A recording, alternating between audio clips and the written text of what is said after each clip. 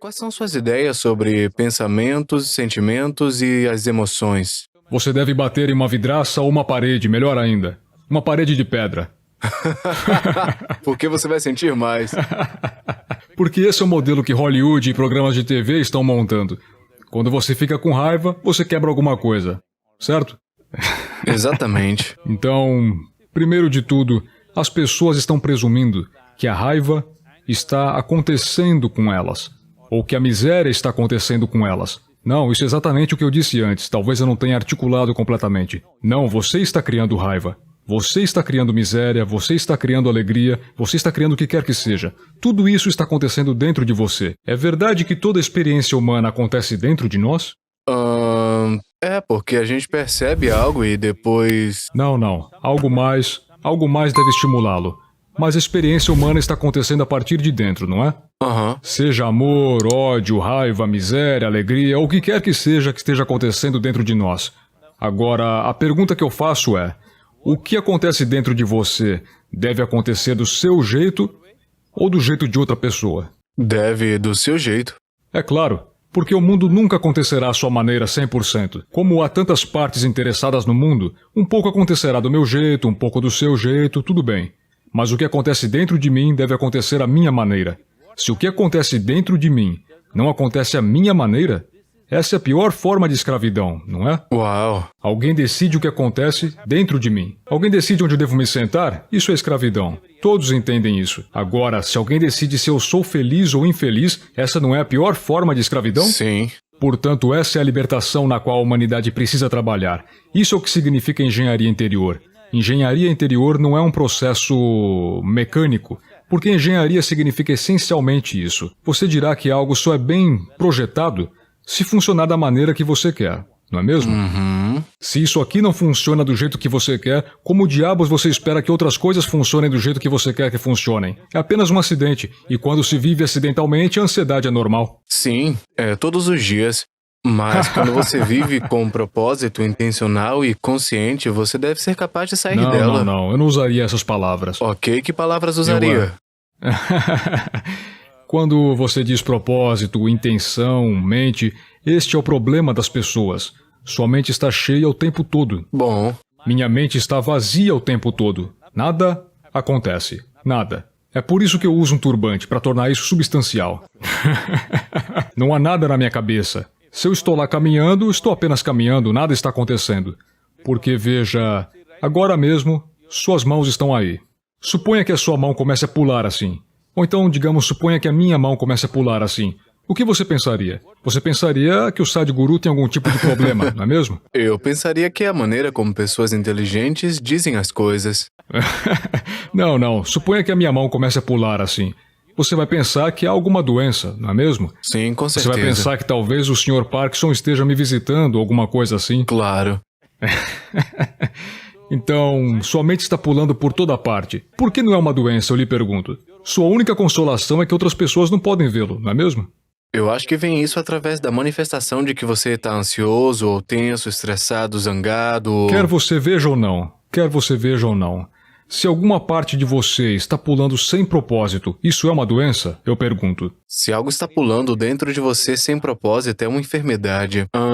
Eu acho que em seu curso de engenharia interna, você fala sobre como temos certas faculdades que não podemos controlar, como ir ao banheiro e fazer certas coisas que fazem parte do corpo. Sim, mas é uma questão complicada. Não. A urina só está preenchendo a bexiga. Ela não está pulando por todo lado. Eu entendo. Se ela pula por todo lado, isso é uma doença. É uma doença, correto, com certeza. Agora, deixe-me dar um exemplo ainda pior. Suponha que sua mão comece a bater assim no seu rosto.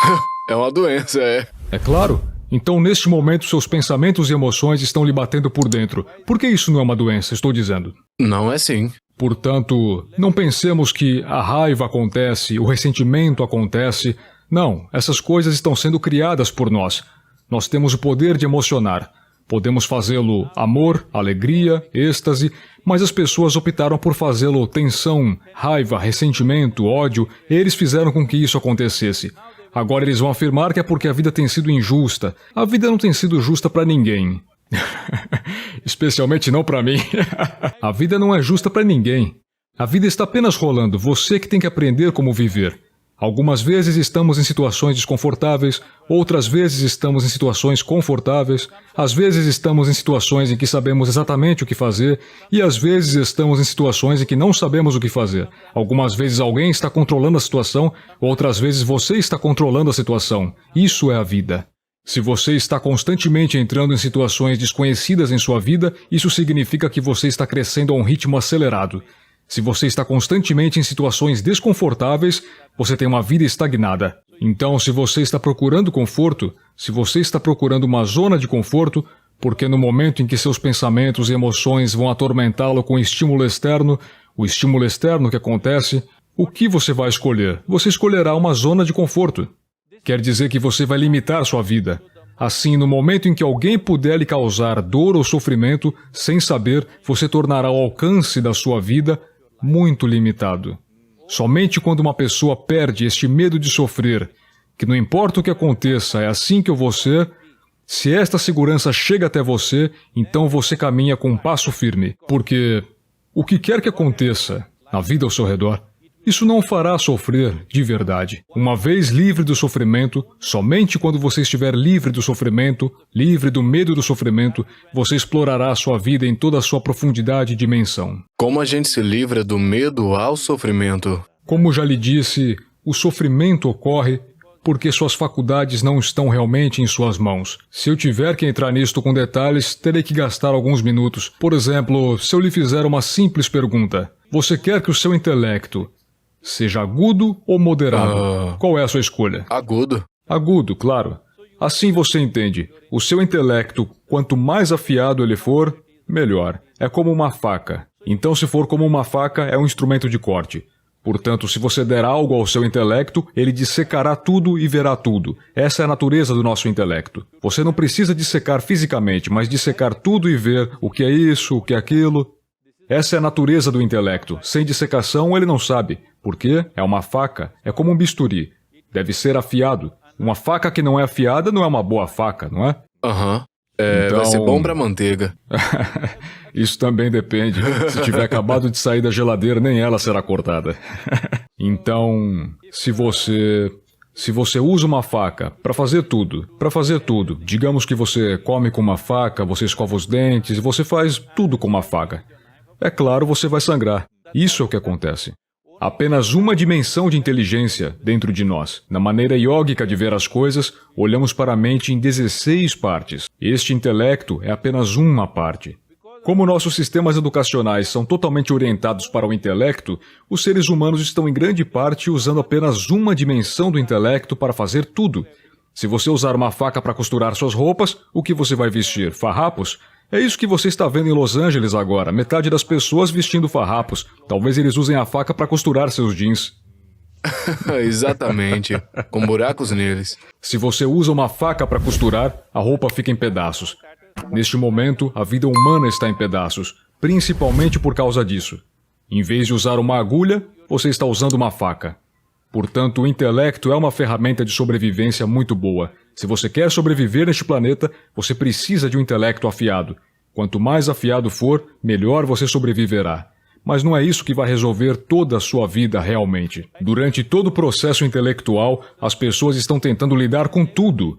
Com muito cuidado, eles estão tentando fazer tudo certo, e acabam errando. O resultado é um erro. O resultado final é um grande erro porque você está usando uma faca para fazer tudo. Ok, eu tenho uma pergunta. Quando foi a última vez que você se sentiu raiva ou ressentimento e expressou de verdade? Eu estava pensando em ficar bravo com você agora mesmo. Perfeito. Eu amo isso. Veja, a questão é que eu não dei esse privilégio a ninguém. Que alguém possa me fazer feliz, que alguém possa me fazer infeliz, que alguém possa me enfurecer ou me deixar triste. Eu não dei esse privilégio a ninguém. Não é que eu seja incapaz de todas essas coisas. Se eu quiser, eu posso ser todas elas. Mas eu não dei esse privilégio a ninguém. Ninguém consegue me deixar nervoso. Não. Eu não dou esse privilégio a ninguém. Você teve essa experiência ou deu esse privilégio a alguém quando era mais jovem? Você aprendeu isso em um momento e quando mudou? Até os 23, 24 anos de idade, E a partir dos 11 ou 12 anos, eu ficava 24 horas por dia irritado. Sério? Sim. Porque eu estava nessa farra do que é justiça, o que é injustiça. Então, quando se começa a olhar para o que é justiça e injustiça, quase tudo no mundo parece injusto. Tudo deixa com Qualquer raiva. coisa, sim. Qualquer coisa injusta me deixa irritado. E em qualquer lugar que eu veja, seja em casa, na escola, na rua, na sociedade, no país, no mundo, onde quer que eu veja, eu acho isso injusto, aquilo outro. Tanta injustiça sempre me enfureceu. Eu sinto que há muitas pessoas nos Estados Unidos e no mundo que muitas coisas as irritam e que há muita injustiça para as pessoas. E quando você mudou e como percebeu que isso não funciona mais na sua vida pessoal? Não funciona pra ninguém. É verdade. Não apenas pra mim. Mas pessoalmente, Veja. quando você se deu conta? A razão pela qual as pessoas pensam que a raiva é uma espécie de virtude é porque dizem que existe uma raiva justa. Neste momento, a América está se alimentando de raiva e eles acham que é uma raiva justa.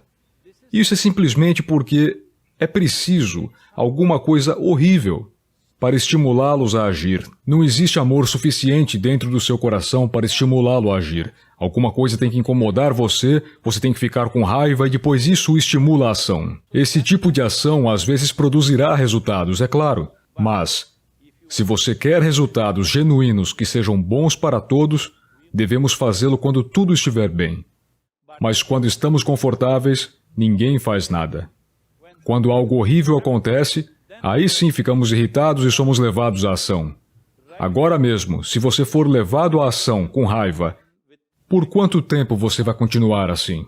Não Você dá não pra pode sustentar continuar isso, assim para sempre. Cansativo. Sim, se você continuar assim para sempre, você se destruirá e destruirá tudo ao seu redor. Portanto, a raiva se torna valiosa porque a maioria das pessoas é letárgica em suas respostas.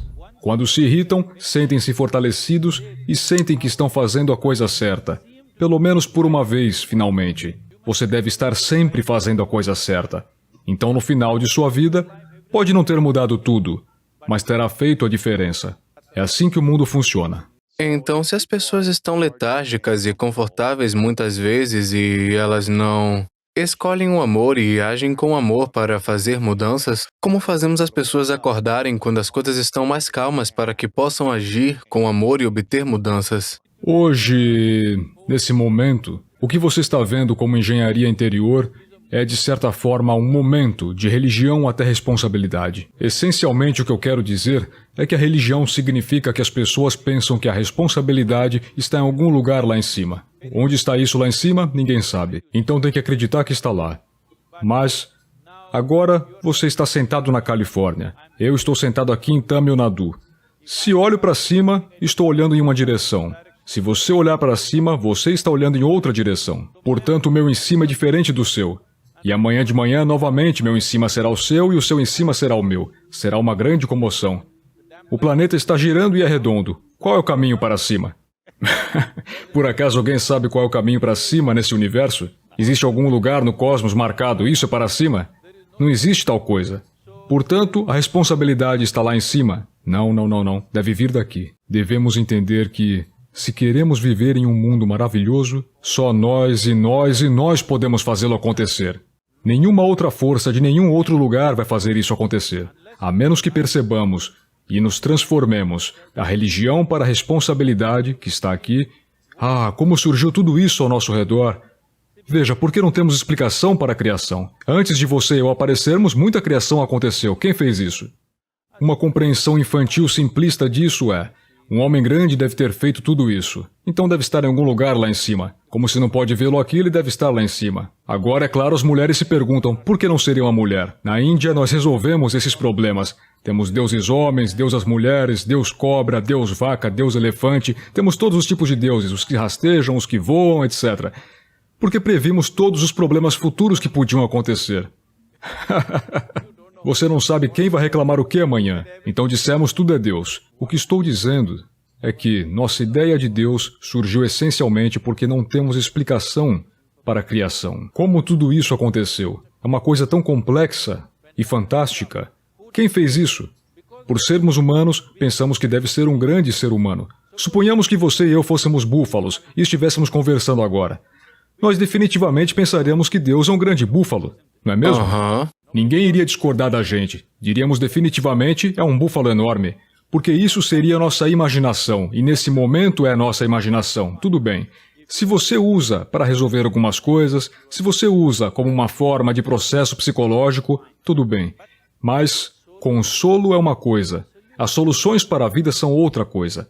Portanto, a primeira coisa que temos que decidir é: para aqueles que estão em estados extremos de pobreza, guerra ou outros tipos de miséria que lhes são impostos, só eles devem ser consolados.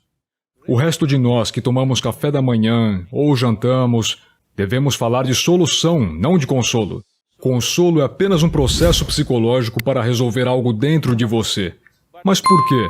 Pessoas que comeram bem, pessoas que são saudáveis, pessoas que têm uma vida para viver, por que elas têm problemas psicológicos?